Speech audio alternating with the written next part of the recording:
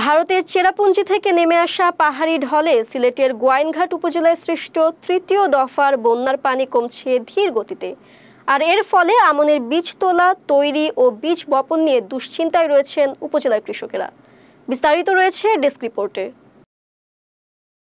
আমন চাষে কৃষকের জন্য বীজতলা তৈরি ও বীজ বপনের উপযুক্ত সময় আষাঢ় মাস। এই সময়ের বৃষ্টিতে রোপা আমন ধানের বীজতলা তৈরি ও বীজ রোপণে ব্যস্ত থাকেন কৃষকরা। শ্রাবণ মাসেই শুরু হয় রোপা আমন ধান রোপণের পালা। তবে আষাঢ় মাস শেষ হতে চললেও এবার বীজতলা পানিতে তলিয়ে থাকায় বিপাকে পড়েছেন উপজেলার কৃষকেরা। গোয়াইনঘাট উপজেলা বন্যাপ্রবণ হওয়ায় উপজেলার কৃষকেরা বন্যা সহনশীল ৫১ ও ৫২ জাতের ইরি ধান আবাদ করে থাকেন।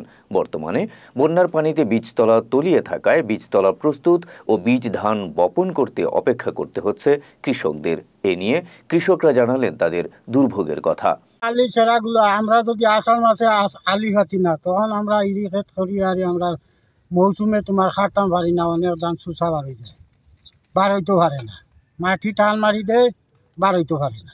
এর কারণে আমরা বেশি জয়লোকি আমরা আষাঢ় মাসে আলি খাতাম। আষাঢ় মাসে আলি না ফেলাইলে আমরা বড় জোয়া আছি। আমরা বন্যা এর বাদে বন্যা তো আর খেতি এর বাদে আমরা ওই দিন হেসে ঠান মারি নাকি মেঘ শেগ হয় না, খুনতে হয় না, তো পানির তলে আমরা আছে সম্পূর্ণ আমরা আলিউরা সেরা এই দুইজনে আলি ফেলাইছে না, আর কেউ ফেলাইতে পারছে না। সরেজমিনে ঘুরে দেখা গেছে উপজেলার গুটি কয়েক বাড়ির আঙিনায় ও খালি থাকা উঁচু ভিটায় বীজ ধানের চালা বপন করেছেন। সিংহভাগ কৃষক রয়েছেন পানি কমার অপেক্ষায়। কৃষকরা জানান, সঠিক সময়ে বীজ বপন ও ধানের চারা রোপণ করতে না পারলে ধানের ফলন ভালো হয় না। তখন খরা ও রোগবালাইয়ের আক্রমণে চালের বদলে ধানে চিটার পরিমাণ থাকে বেশি। এদিকে জুলাই মাসের মধ্যে পানি কমে যাওয়ার আশা প্রকাশ করেছেন উপজেলা কৃষি কর্মকর্তা রায়হান পারভেজ রনি। এই সময়ে বীজতলা প্রস্তুত করে বীজ বপনে কৃষকদের কোনো অসুবিধা হবে না বলে মন্তব্য তার।